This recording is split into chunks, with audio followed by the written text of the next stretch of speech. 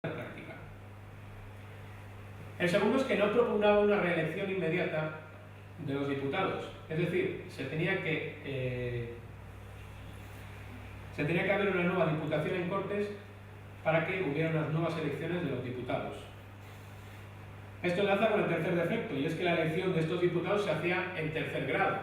No os vayáis a pensar que el voto vuestro, si tenéis suerte de ser hombres, ser mayores de edad y tener bastante dinero, no os vayáis a pensar que el voto vuestro era el que elegía el diputado. El voto vuestro elegía a un representante en una junta de parroquia. Luego los diferentes representantes de las juntas de parroquia elegían a un representante en una junta de distrito. Y estos representantes en la junta de distrito eran los que elegían al representante en una junta de provincia, que era el que iba a la diputación, perdón, a las Cortes en Cádiz. ¿Vale? O donde fueran las Cortes, vamos, a las Cortes previstas en la Constitución de Cádiz. Es decir, que vuestro voto tenía que pasar por hasta otras 3 personas para que sirviera para algo. Otro defecto de la Constitución de Cádiz es que no había una segunda cámara, había una única cámara, y eso podía hacerla demasiado rígida. También era muy rígida en su división de poderes. Y por último, es algo que habitualmente no se dice, pero la Constitución de Cádiz presentaba una gran intolerancia religiosa, en tanto en cuanto hemos visto que el artículo 12 nos decía que la religión católica sería la única del reino, la única del Estado. El resto de las religiones no tienen cabida en el Estado previsto en la Constitución de Cádiz. Por lo tanto, intolerancia religiosa muy acusada. Bueno, seguimos caminando y hemos vuelto aquí, a San Felipe Neri. Haríamos hacer otra lectura de la Constitución. Ya a estas alturas la gente está calada. Los gaditanos que seguían al cortejo están bastante cansados, de vez en cuando interrumpen, pitan, etcétera, etcétera. Y hemos vuelto al sitio donde se creó la Constitución. La Constitución que había en aquel momento en España. Mejor dicho, la Constitución que había en aquel momento en Cádiz, en este pequeño reducto de España. ¿Por qué? Porque en el resto de España, en teoría, aunque en realidad no tuvo una aplicabilidad práctica muy grande, regía otro texto orgánico. Otro texto orgánico que es el Estatuto de Bayona. Yo no voy a entrar a deciros si es Constitución o no, porque gente muy sesuda se ha peleado dialécticamente con respecto a esta situación. Y tú lees a alguien especialista en el tema que te dice que es Constitución y dices, tiene razón, me convence. Pero lees a alguien especialista en el tema que te dice que no es Constitución y dices, oye, este también me convence. Yo no voy a entrar en eso. Solo voy a decir que es una norma programática que requiere el resto del Estado, el Estatuto de Bayona. Sus características son muy claras. Está inspirado en la Constitución del año 8, la de 1799 napoleónica. Es muy cercana, prácticamente un calco, de otros textos, constitucionales o no, que aparecen en otros reinos de influencia napoleónica, como Westfalia, como Holanda. Tiene 146 artículos y, ojo, esto es muy importante, el Estatuto de Bayona fue discutido. Fue discutido por una asamblea de hasta 150 personas, una asamblea de notables, en la cual había 50 nobles, 50 eclesiásticos y 50 representantes del pueblo. Lo que se llama de toda la vida unas cortes. ¿Vale? Otra cosa es que esas cortes fueran llamadas ex profeso por Napoleón, se llevara a la gente que él quería y por lo menos que le bailaran el agua y le aplaudieran lo que él presentó. Pero ojo, tenemos un texto programático que organiza la administración de una nación o de un reino y que ha sido discutido en unas cortes. Y parece una constitución. Ya me moja. Ya veis cómo me moja. Una constitución que tenía un principio monárquico muy fuerte, en base a la monarquía de José I de España. Por favor, no Pepe Botella, que el hombre era abstemio. Es una de las grandes injusticias históricas de este país. Que propugnaba reformas socioeconómicas, una unidad de jurisdicciones, una libertad de comercio, que tenía una clara vocación codificadora,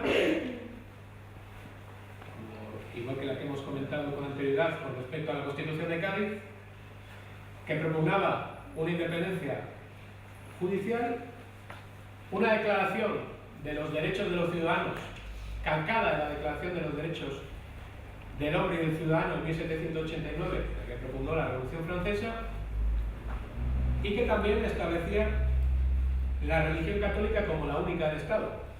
De hecho, es el artículo primero de la Constitución, o mejor dicho, vamos a seguir con la terminología comúnmente aceptada, del Estatuto de Bayona. Es decir, el Estatuto de Bayona también nos decía que la religión católica era la única que había. ¿Vale? En resumen, y ya acabamos, tampoco se ha hecho tan largo. Volvemos al lugar donde empezamos. Aquí se hace la cuarta lectura de la Constitución de 1812. Os voy a contar una historieta. Aquí arriba, en 1820, ya en 1823, durante el trienio liberal, Fernando VII estuvo preso aquí. Esto es la antigua aduana, esto era el Palacio de Regencia. Bueno, pues le tenían aquí preso porque los liberales no querían que les volviera a chafar la promulgación de la Constitución. En España habían entrado el ejército de los aliados, por así decir, entre comillas, de los 100.000 hijos de San Luis, y para que Fernando VII no se pusiera en cabeza de ese ejército, pues se le mantenía retenido aquí. El ejército de los 100.000 hijos de San Luis estaba a las puertas de Cádiz. Estaba en la misma situación que estaba el ejército napoleónico unos años antes. Bueno, pues Fernando VII, el rey Fenón que le llamaban, les dice por favor a sus captores que lo único que le deja él, lo único que le divierte en sus largas tardes tediosas es subirse aquí y poner a volar una de las muchas cometas que tiene. Entonces los captores, que son gente humana y humanitaria, permiten que Fernando VII se suba aquí con sus 10 o 15 cometas y que las haga volar. Bueno, ¿qué sucede? Que en realidad Fernando VII está volando las cometas, pero está dando órdenes militares al ejército que está apostado al otro lado de Cádiz.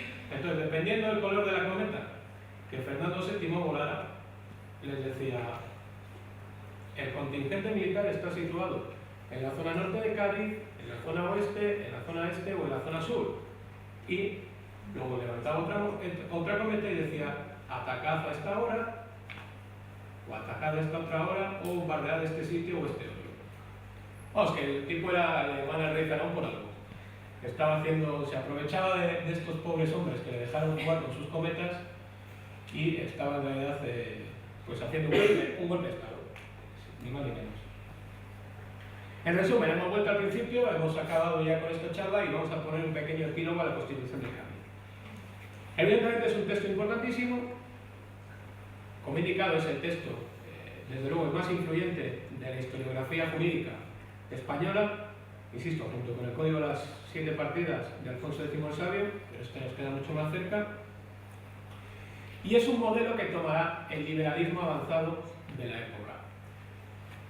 Pero, estos son los puntos a favor, tiene también 2 puntos en contra, y es que a partir de la década de 1820 será un texto que habrá quedado un poco anticuado a partir de las revoluciones en Cerdeña y Piamonte, sobre todo, y quedará definitivamente obsoleto a partir de 1850 con las revoluciones netamente democráticas. A partir de 1850 no conseguíamos encajar un texto que propugnaba la soberanía nacional, cuando lo que buscaban estas revoluciones efectivamente era que se propugnara la soberanía popular.